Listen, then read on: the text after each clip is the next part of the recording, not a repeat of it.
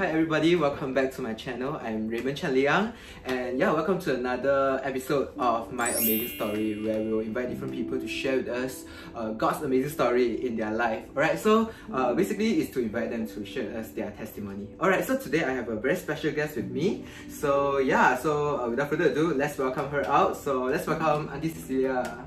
Yeah. Okay, so Aunty Cecilia, maybe you can do a self-introduction first. I'm Cecilia. I come from Miri, and I have been worshipping in this Equine Methodist Church for the last 10 years. I'm a retired nurse, so I'm enjoying my retirement at the moment. Okay. Alright, so Aunty Cecilia, later I will ask you a few questions. You can just answer them accordingly. Alright, so the first question is, do you have any favorite Bible character? Okay, my favorite character at the moment is Jonah and the whale. The reason why I like this story is because it reminds me of myself, and I'm sure it also reminds a lot of other people about the same thing, how we behave like Jonah when we are actually called to do something for God. And not just we sometimes reject, but we also run away from the responsibilities that we are supposed to have as a Christian. So it actually touched me when I read the story again. It shows how compassionate God is when we repent and we come back to Him and to follow His instructions. We are actually very blessed by Him. Yeah, I do agree what you say. Like, yeah, many of us, maybe we have experienced something like Jonah. We run away from God's calling, but yeah, I would say that if it is God's purpose and God's plan for you, He will still accomplish it. Yes. Alright, so the next question, do you have any favorite book in the Bible? My favorite book is actually from the book of Proverbs. Why? Because the book of Proverbs is a passed down of words of wisdom and practical skills that is passed down from generation to generation, and it has been proven that it works well, not only in the Christian world but also in today's society. It reflects a lot on the morale and also the way of life, how we look at things in this world and how we handle it. There is a lot of wisdom, and there are instructions given by father to their children, to their sons, and it also teaches how a person should live in this world and how to choose a good wife. Alright. Yeah, like I still remember one of the people I know.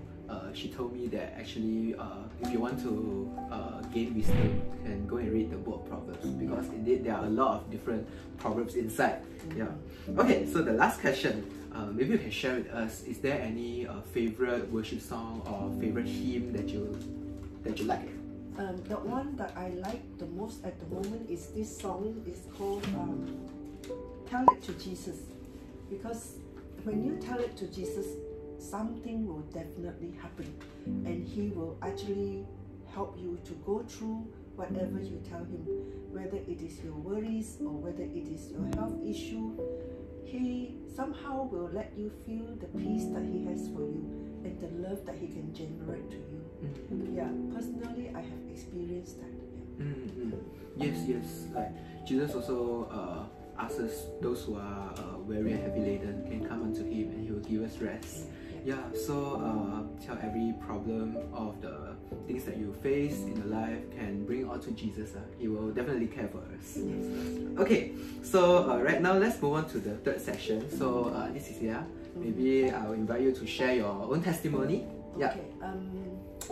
What I want to share is something that actually happened to me way back many years ago. From young, I have been able to see spirits. Yeah, being a nurse in my working field, I also see unclean spirits of patients who have passed away, wandering around in the ward. So, and I've also experienced the presence of a spirit I don't see the spirit, but I feel the presence of the spirit in a very old 18th century castle in England. Oh. Yeah. So all these spirits, in a way, help me to understand life after death. There is spirits that wanders around if we are not saved by God. But God actually healed me from this condition. What happened was, I was visiting a friend in Southern Ireland, and I was in a church, and it was during the Holy Communion time when the priest celebrate the Holy Eucharist and the wine. The priest, Jesus manifests himself through the Holy Eucharist to me, and I saw his hands and I saw his legs that pierced with nails, and the peace and the love that generate from him really stumbled me, because it was something that is so wonderful, so beautiful, and I never experienced such things in my life.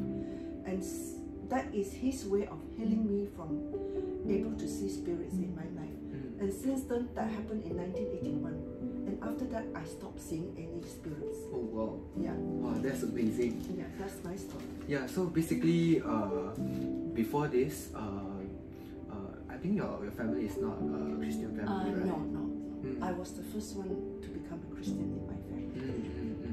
Yeah, so basically, this story talks about like God heals you. So right now, He gives you the peace inside the heart.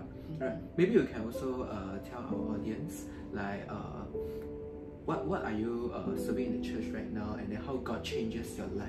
Alright. Being in the medical professional field, I serve in the medical mission through joining the main church in the medical missions, mostly outreach towards the Kinta district, and also to northern Thailand, to Myanmar, and also to India. A lot of these places that we've gone to shows that these people are actually very much in need of medical care, because some of these places medical care costs are so expensive, and also there are places that are so remote that the medical team of that country don't go to them. So by serving them, it helps to bring the good news to them, and also they look at you differently, because they say this is truly the work of God, because strangers come from other countries to help them, give them free medical care. Normally when we go, there will be 2 doctors and there will be 2 dentists. Yeah, and they will always bring medicine and also games and things for the children to play with. Yeah, basically like going out for mission, like we show the love of Jesus to them, to let them see like being a Christian is something very different from the world, that we unconditionally love other people because Jesus Christ has loved us first. Yeah. Okay, so maybe Aunty Cecilia can do a short conclusion, or maybe if some of our audience, if they are non-Christian, what would you urge them to do? I would say, listen to your heart. Listen to your heart. Sometimes God speaks to your heart. You sometimes see things that hurts you, and sometimes you may not understand, but God will reveal you the answer. For example, you think that there is no God, and you question a lot. If you are patient enough and you are quiet enough to listen, God will reveal Himself to you, just like He manifests Himself to me. It's something that is really, truly wonderful. Alright, thank you so much, Aunty Cecilia. I believe that our God is a living God, and then He also can work miraculously, like in everyone's life. Yeah, so I would say that if you're watching right now, and then if you haven't known Jesus yet, I would strongly encourage you to get to know Him. You can find a church near you, and then seek for help. Seek for Jesus, because Jesus is always near to us. Okay, thank you guys so much for watching this video. If you found this video helpful, don't forget to like, share and subscribe, and then I will see you guys in my next video. Alright, bye bye. Bye.